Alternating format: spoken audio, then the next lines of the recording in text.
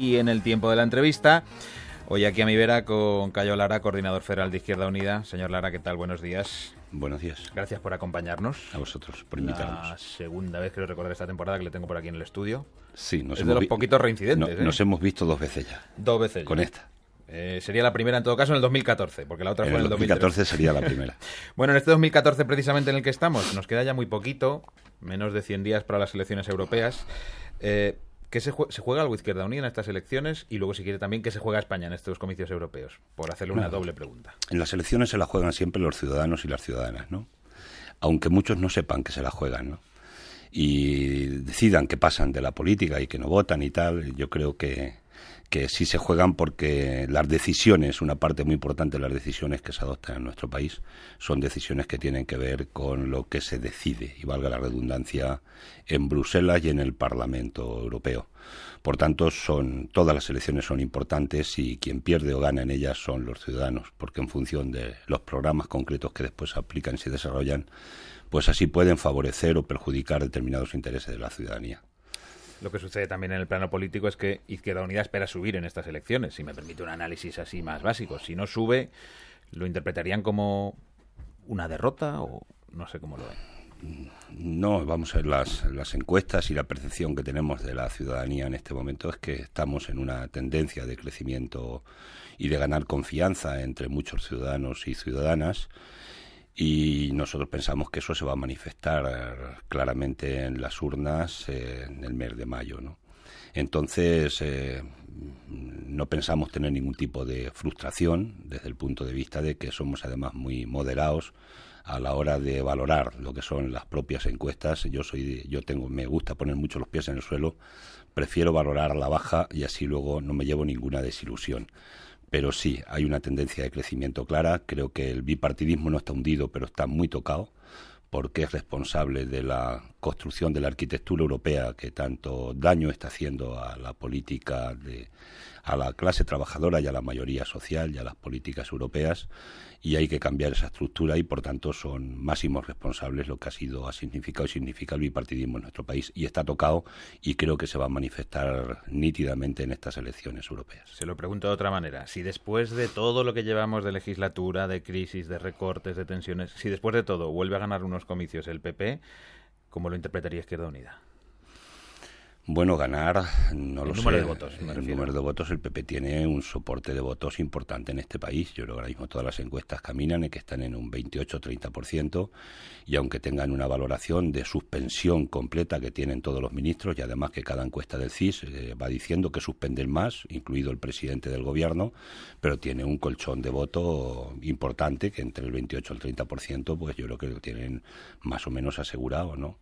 Entonces no es que vaya a ganar no sé qué si es que tengo un voto más que otros. Ganar sería que tuviera tantos como las anteriores o incluso más, y esa situación no se va a producir porque están haciendo mucho daño a los españoles y las españolas con las políticas reformistas del Partido Popular, y por tanto, consiguientemente, el desgaste le van a tener en la calle y en la opinión pública. Ya no lo digo yo, lo están diciendo todas las encuestas, como la encuesta que conocimos ayer del CIS, donde el 86,6% de los españoles y las españolas dicen que la situación es mala o muy mala.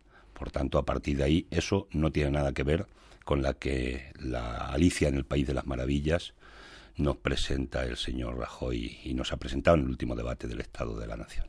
Por cerrar estos asuntos europeos, si le parece, bueno, luego podemos volver también en el tiempo de preguntas con los compañeros de tertulia. ¿Se han aplacado las tensiones para cerrar la lista electoral de Izquierda Unida? Ha habido, bueno, se lo hemos escuchado a usted también, no sé si por personalizar en la figura de Gaspar Llamazares, pero ¿se ha aplacado esas tensiones para poder cerrar la lista completamente de Izquierda Unida o ese melón sigue abierto? Vamos a ver, cada vez que se configura una lista, salvo aquellas que los eligen a dedo, y entonces uno llega y dice, tú eres el designado, y a partir de aquí ya no habla nadie, pues tensiones hay en las listas, porque el que más y el que menos pues quiere acoplarse en el mejor puesto posible de salida. Incluso en las de a dedo hay tensiones a veces, ¿eh? Pero es que eso lo tenemos que entender en cualquier campo de la vida española, ya no solamente en el campo de la política. Quien niegue eso, me parece que lo que hace es ocultar una realidad que es objetiva.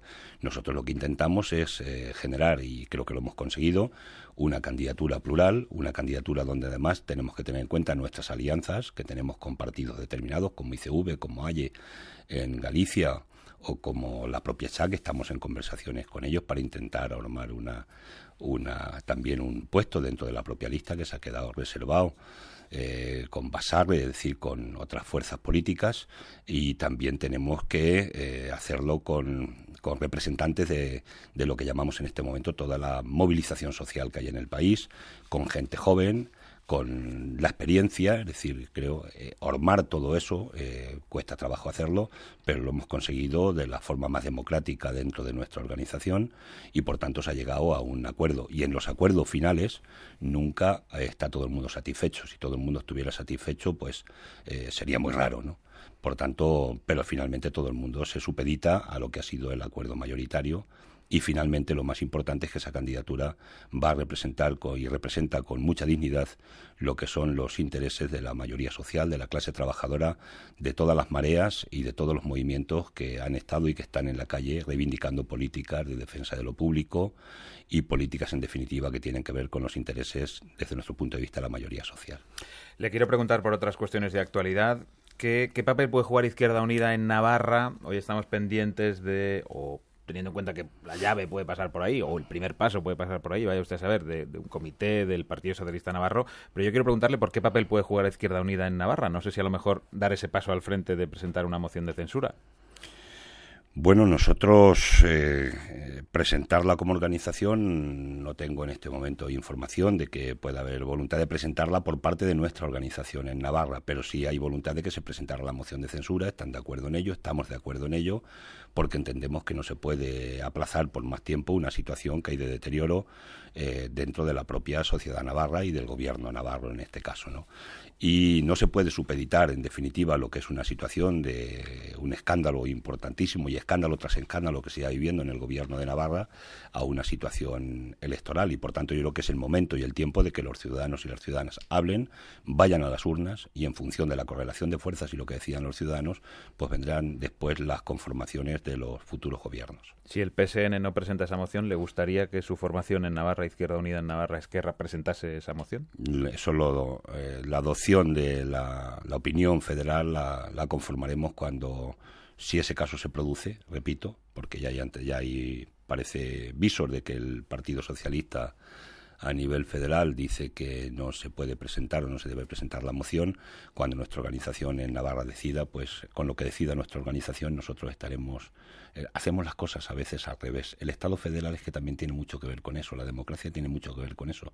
Y nosotros somos muy respetuosos con lo que deciden nuestras organizaciones en las distintas federaciones y en este caso concreto con lo que diga nuestra Federación de Navarra, ahí vamos a estar al palo. Pero no le puedo preguntar si le gustaría que se presentase esa moción. No, es que en este momento estamos de acuerdo en que se presente la moción. Pero lo que nos cuesta más entender es que el Partido Socialista no haya presentado la moción desde ese punto de vista, la moción de censura al gobierno, porque ese gobierno debe ser censurado por la opinión pública y por los ciudadanos. Y si después le ratifican de nuevo en las urnas, pues chapó. Pero desde luego presumimos que no se va a producir esa situación. A Izquierda Unida no le satisfacen las explicaciones que ha dado el ministro de Interior en comisión, en el Congreso, con los sucesos de los que hoy se cumple un mes, por cierto, en la playa del Tarajal, en Ceuta. No les satisface para nada, siendo casi generosos en lo de no les satisface, señor Cayolán. No, es que 15 muertos no se resuelven con una explicación. 15 muertos se resuelven con una investigación. Y ahí no se puede decir que este país va a pasar página y que aquí no ha pasado nada, que hay 15 cadáveres y por tanto se tiene que ver quién tiene ahí las responsabilidades. Y para algunos que opinan que nosotros estamos echando la responsabilidad a la Fuerza de Seguridad del Estado, se equivocan o no dicen verdad, ¿no? Nosotros queremos saber quiénes son los que tomaron la decisión concreta de decirle a la Fuerza de Seguridad del Estado que tenían que tener una actuación determinada. Y esas responsabilidades se tienen que pagar por quien haya ordenado que se actúe de una manera determinada. Y eso el ministro, no sabemos qué es lo que está pretendiendo ocultar, pues no quiere y el gobierno no quiere que se produzca esa investigación, pero 15 muertos no pueden quedar sencillamente como que no ha pasado nada. ¿Y qué le parece cuando, bueno, lo contó el primer ministro, le llamó Zapatero al ministro Fernández Díaz para decirle que la inmigración debería ser una cuestión de Estado, algo en lo que parece que Rubalcaba podría estar siguiendo otra línea de oposición? ¿Qué le parece este tipo de comunicaciones, si me permite la pregunta? A mí la historia del I+, es que no me ha gustado nunca y por lo general en muchos temas, en demasiados temas entre el PP y el PSOE, pues aparece el I+, tú también lo hiciste, ¿no? Pero eso no es buscar una solución. Yo creo que no solamente es un problema de Estado, el problema de la inmigración es un problema de la Unión Europea. y se tiene que abordar desde esa perspectiva, y no es por tirar balones fuera, hay que ir al fondo del problema. El problema no es si entran 1.000 más o 1.000 menos, que por cierto, por donde más entran inmigrantes en España, como siempre ha sido, entran por otras vías, que no es por la vía de la valla de Ceuta, ¿no? Los 5 millones de inmigrantes que vinieron con los gobiernos de Aznar y los gobiernos de Rodríguez Zapatero no entraron en patera, venían por otras vías. Y estoy hablando de los dos gobiernos, de Aznar y de Zapatero, 5 millones de inmigrantes en los últimos y primeros años del 2000. Por tanto, el problema para nosotros es de fondo. Y el problema de fondo es que no se puede estar expoliando a África como se está expoliando en este momento y después decir que no queremos inmigrantes en Europa ni queremos inmigrantes en España que vengan del África que se está expoliando y están saqueando sus recursos. 62 millones de hectáreas es el último dato que tenemos, que han comprado desde multinacionales a países, a fondos de inversión. En definitiva, distintos fondos han comprado de tierras en África para producir biocombustibles e incluso también, por qué no decirlo, controlar una parte de la cadena de alimentos. Y 62 millones de hectáreas es tanto territorio como Italia y Alemania juntas. Por tanto, estamos hablando de una cifra importante. Y eso está provocando un éxodo importante de África porque les quitan las tierras que tenían antes los nativos para poder sobrevivir y para poder tener sus producciones y sobrevivir en ese sentido. Y ahora se vienen a Europa. Y el problema no se resuelve si no se actúa desde la perspectiva de resolver el problema de raíz. Por tanto, aquí tiene que ser Europa la que, ya digo, no solo un pacto de Estado, sino un pacto europeo para actuar sobre las causas, y como no se puede actuar es recortando fondos como están haciendo en este momento, por ejemplo, en cooperación. Para no ir más lejos, los presupuestos generales del Estado de este año en España, recorte importante de fondos de cooperación y de la Agencia de Desarrollo. Por tanto, así no resolvemos los problemas de fondo, hay que ir a la raíz. El dato del paro de esta semana, o que Bruselas nos saque del foco de los países en zona de riesgo económico, ¿son brotes verdes o nos pasamos de listos con estos de los brotes verdes, señor Lara? No, los brotes verdes, ojalá yo hubiera brotes verdes y los pudiéramos realmente tocar con las manos, ¿no? Pero no es cierto, que se reduce en 2.000 personas el número de paro registrado, pero es que de España se está marchando mucha más gente, que se está reduciendo la población activa de una manera importante, ¿no? Nuestros hijos se marchan del país a buscar trabajo a otros países, ¿no? Y eso es lo que está. Si todos los parados de España se marcharan y emigraran, el paro sería cero y no podíamos llegar a decir que éxito del gobierno, que el paro tenemos cero. No deben jugar con esas cosas porque no es verdad lo que están diciendo. El poco paro que se crea, el poco empleo que se crea es empleo precario. Se sigue echando a trabajadores con más o menos convenios dignos en las empresas y se les sigue sustituyendo por jóvenes precarios y pagándoles 4 perras. Contratos a tiempo parcial, con mucho trabajo negro. Se han incrementado las horas extraordinarias, que además sin cotizar a la Seguridad Social de una manera escandalosa en el último ejercicio. Es decir, no hay brotes verdes que nosotros veamos porque no están cambiando el modelo productivo. No están cambiando las condiciones para crear ese empleo en España, y los mensajes que seguimos recibiendo del exterior, como hemos visto hoy, caminan en la dirección equivocada. Mensajes de bajar los salarios, como el que recibimos de la Unión Europea hoy mismo, o mensajes de recortar cotizaciones sociales o aumentar el IVA, que son otros mensajes que da la comisión de expertos, entre comillas.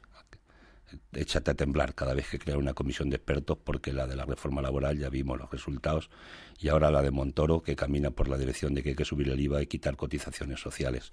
Todo eso camina en la dirección contraria a generar condiciones para crear empleo en España.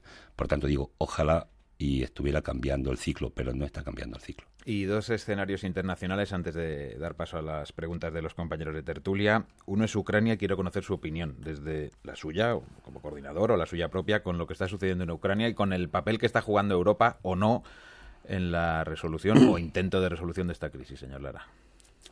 Nosotros, que somos partidarios a lo largo del tiempo de la resolución de los conflictos por la vía pacífica, lo primero que vimos en Ucrania es que la gente se movilizó y echaron a un gobierno directamente, no por las urnas. Y aquí manifestaciones que se han hecho en nuestro país, no hay doble vara de medir. Manifestaciones que se han hecho en nuestro país frente a las puertas del Congreso y tal, han tenido titulares en algunos medios de comunicación muy críticos, y sin embargo no había titulares críticos ante que la gente en otro país pueda ir y derrocar y echar a un gobierno directamente y meterse y ocuparlo directamente, sin más. golpes de Estado blandos, le llaman algunos, ¿no? Pero ahí se ha echado a un gobierno que fue elegido por las urnas. Y yo no estoy de acuerdo probablemente con ese gobierno desde el punto de vista de lo que podemos ir conociendo, pero las urnas están para resolver los problemas de la gente y la democracia. Y cuando se empiezan a justificar determinadas actuaciones, pues después podemos entrar en bastantes contradicciones, pero además en crear dificultades serias. Al partido que se destituye y al gobierno, al presidente gobierno que se echa en Ucrania, tenía 185 diputados en la Cámara, el siguiente tenía 101. En las últimas elecciones legislativas. Y ese presidente que se echa estaba elegido en las presidenciales últimas con un 49% del voto. Y la segunda, que era Timoshenko, tenía el 45% del voto. Entonces, eso se cambia con urnas y con elecciones. No se cambia echando a los gobiernos. Por tanto, no nos gusta esa primera aparición que se ha producido, esos primeros hechos que se han producido en Ucrania, y tampoco nos gustan las intervenciones para resolver los problemas, las intervenciones militares. Pero, repito, los problemas hay que resolverlos de raíz. Y yo creo que en la Unión Europea hay que tener menos hipocresía. Y cuando se apoyan determinadas actitudes y se aplauden determinadas actitudes populares, o se aplauden en todas partes o no se aplauden. O para unos sí, para otros no, ¿no? Y entonces yo creo que hay un mar de confusión y de contradicciones importantes, y nosotros en este momento lo que esperamos y aspiramos es que la resolución de ese conflicto importante se resuelva por la vía pacífica de la negociación, pero repito, siempre y en última instancia por la vía de las urnas, no por la vía de echar a los gobiernos. ¿Alguien se imagina que aquí se hubiera venido a la puerta del Parlamento y se echara directamente al gobierno sin más, se metiera una gente dentro y dijera, venga, los del PP los quitamos, y aquí ahora que se queden los del PSOE, los demás, concentraciones para rodear el Congreso? Pero bueno, rodear, una cosa es manifestarse, una cosa es protestar, llevar la manifestación popular, que el gobierno atiende o que no atiende, pero eso de ir a tomarlo para echar directamente por la vía de la fuerza. Si no hubiera habido vallas, ¿usted cree que no pues se hubieran acercado más la gente, pero no hubiera más? Porque la gente que vaya a manifestarse va a protestar ante el Parlamento porque considera que se están afectando derechos de la gente, que se están tomando leyes que son injustas para los ciudadanos, y se protesta y no pasa nada. No hay que asustarse con ese tema. Yo creo que otra cosa es la otra cosa. Y otra cosa es decidir echar por la vía de la fuerza a gobiernos que están elegidos por los ciudadanos y las ciudadanas. Entonces, me parece que hay mucha hipocresía y dos varas de medir a veces cuando estamos enfocando cada uno de los conflictos. ¿Y eso me vale también para Venezuela? ¿Para las protestas en la calle en Venezuela? En Venezuela el gobierno también está elegido por la vía de las urnas. Y algunos pensamos que en Venezuela lo que está viendo en este momento es un intento de desestabilizar al gobierno. Vamos a ver, los desabastecimientos no son gratuitos. Desabastecen los que pueden desabastecer. La inflación sube al 60%, no es gratuita. Es porque alguien acapara productos para subir los precios y que le cueste caro a los ciudadanos. Eso está ahí.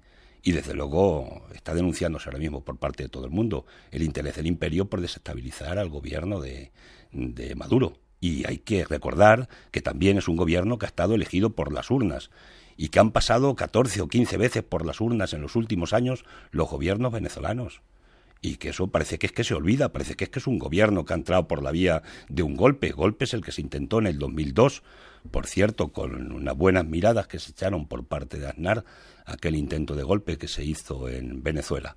Por tanto, se resuelvan los problemas por la vía democrática, por la vía de las urnas. La protesta tiene que estar, tiene que existir, la protesta pacífica.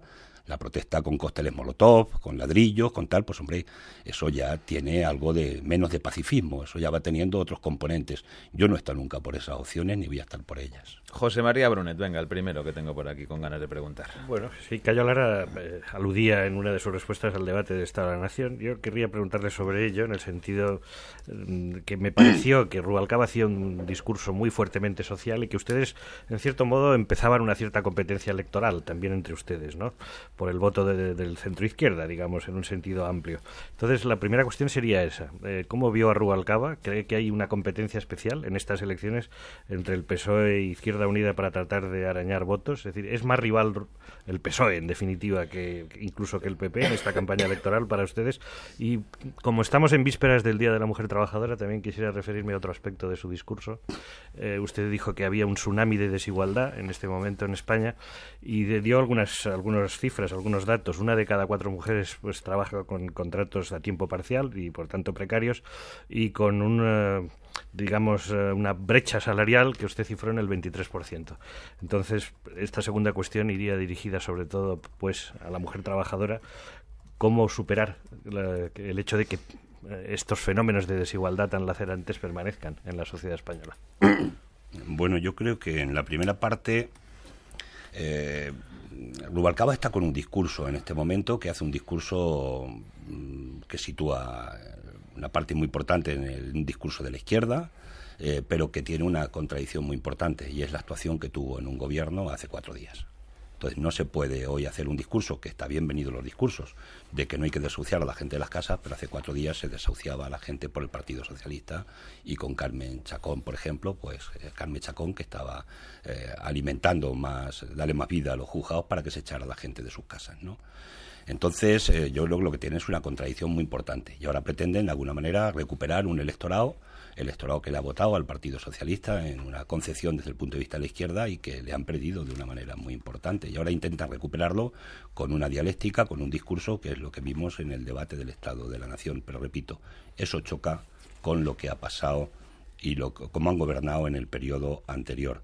Y luego nosotros no es que estemos compitiendo, es que hay una realidad que se está produciendo, y que nosotros lo que estamos haciendo es intentando defender nuestras posiciones y defenderlas con la mayor coherencia y la mayor honestidad posible, ¿no?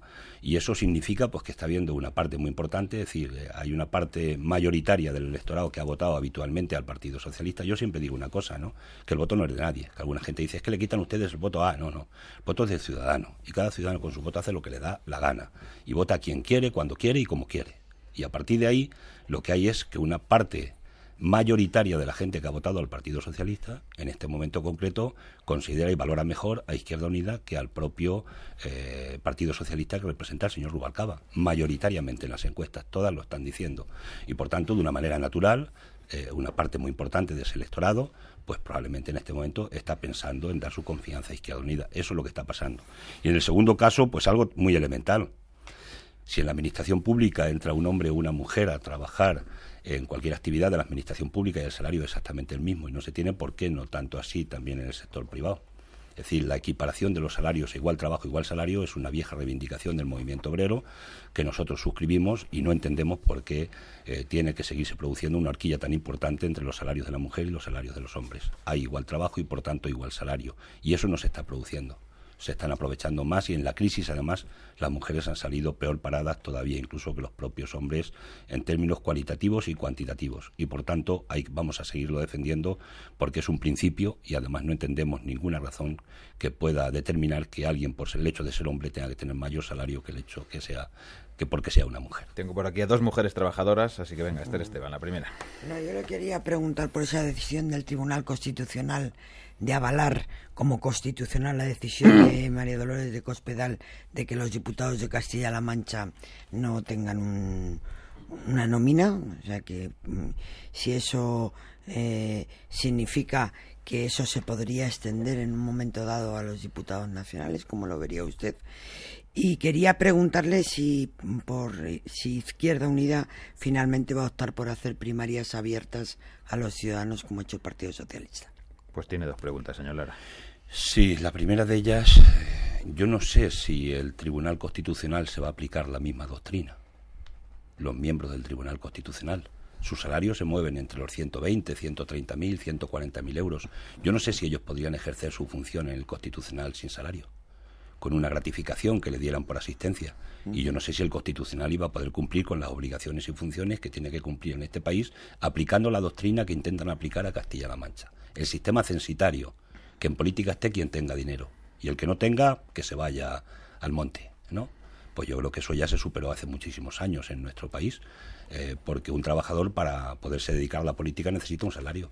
Y lo de María Dolores de Cospedal no tiene nombre. Es uno de los mayores ataques a la democracia que yo he visto en nuestro periodo democrático, porque les deja una gratificación, pero resulta que en todo junto lo que va a dar el gobierno de Castilla-La Mancha es poco más de 1 millón de euros, cuando hay 60 y tantos millones de euros que han destinado a altos cargos, y cargos muchos de ellos de libre designación.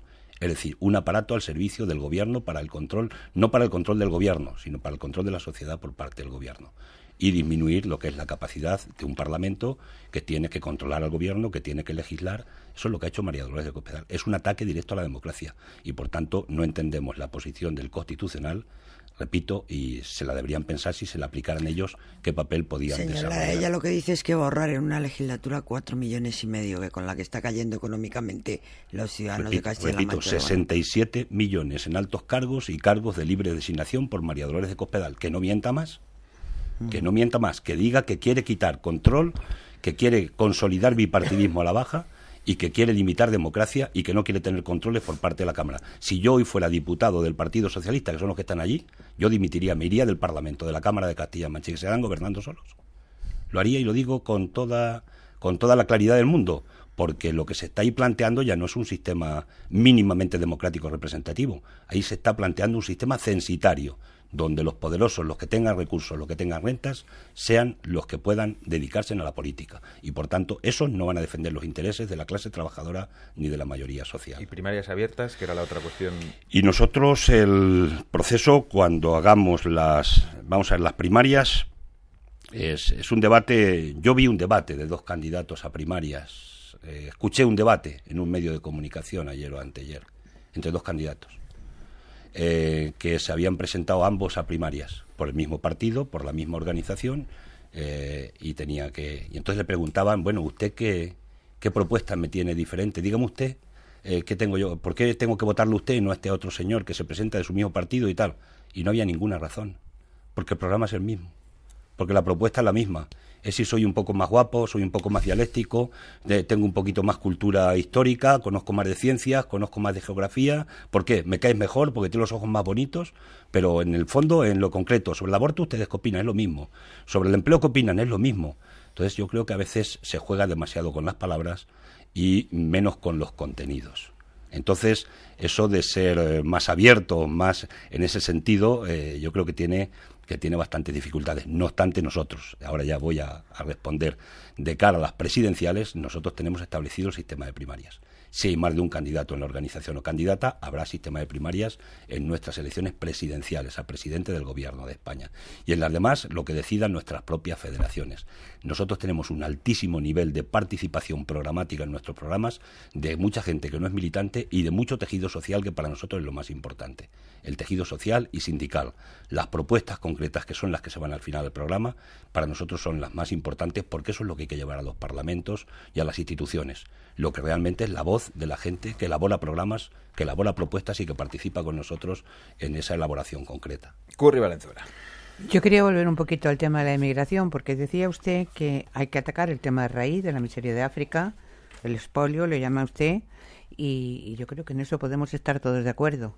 La cuestión es qué hacemos ahora mismo con 50.000 subsaharianos que están intentando pasar a España por Marruecos o por Ceuta, o por Melilla o por Ceuta, y cuál es la alternativa. Es decir, ¿dejamos que la Guardia Civil no haga nada y les deje entrar a estos 50.000?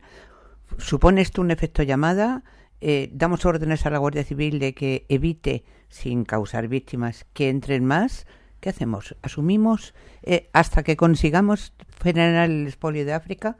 ¿Qué hacemos con los inmigrantes subsaharianos que quieren entrar en España usando hasta métodos violentos? El número se han exagerado, ellos lo están exagerando sin además las cifras, ¿no? Después de los dramáticos acontecimientos de 15 muertos, automáticamente el siguiente titular que vino en medio, 30.000 están esperando para entrar. Ahora vamos por al día siguiente ya vamos 80.000 y mañana estaremos por 200.000 y dentro de no sé cuánto la invasión. Bueno, se han ido 500.000 inmigrantes de España en este tiempo pasado gracias a la crisis. ¿Les dejamos entrar entonces? Se han marchado para sus países. De nuestra gente, nativos de España, se han ido ya 265.000 personas, el último dato que tengo, de gente que ha migrado de nuestro país, y nos alarmamos por si entran 500, si entran 1.000, y además se amenaza. Mira, esto tiene una concepción, y la concepción es no ir a resolver el problema de fondo ni asumir las propias responsabilidades, que tiene un sistema que es el que está provocando que en África haya un expolio y que venga la inmigración. En el fondo pretenden esconderlo, llevarnos a los ciudadanos. ¿Usted qué haría? La pregunta que tú has hecho de manera sencilla. ¿Usted qué haría ante los 80.000 y ante los 200.000 que nos van a aparecer mañana y 400.000? Por tanto, ese no es el problema. El problema es el fondo. Y mientras no se ataque el fondo del problema, nosotros vamos a estar eternamente con la misma pregunta que tenemos tú y yo. ¿Qué hacemos ante esta situación? Desde luego, desde nuestro punto punto de vista, repito, mientras no se vaya a la raíz del problema, no resolvemos ni tu pregunta ni la mía desde ese punto de vista. Y en todo caso, que lo que se tenga que hacer por parte de las fuerzas de seguridad sea siempre dentro de la ley, en el Estado de Derecho y con todas las garantías que tiene que tenerse en este momento desde cualquier punto de vista. Nuestro invitado en las mañanas de Radio Nacional de España ha sido Cayo Lara, al que le agradezco estos minutos de charla. Muchísimas gracias, señor Lara, por acompañarnos. A ustedes. No sé, igual hay una tercera ocasión antes de final de temporada. Bueno, nunca se sabe. Yo estaré encantado. Muchas gracias. Y a vosotros, muchachos, que tengáis un buen día, ¿eh? Brunet, Esteban, Valenzuela. Lo Pasadlo vamos a bien. intentar. Hala, venga, Y hasta tú luego. también. Hasta Gracias. luego. Chao, chao. Un abrazo.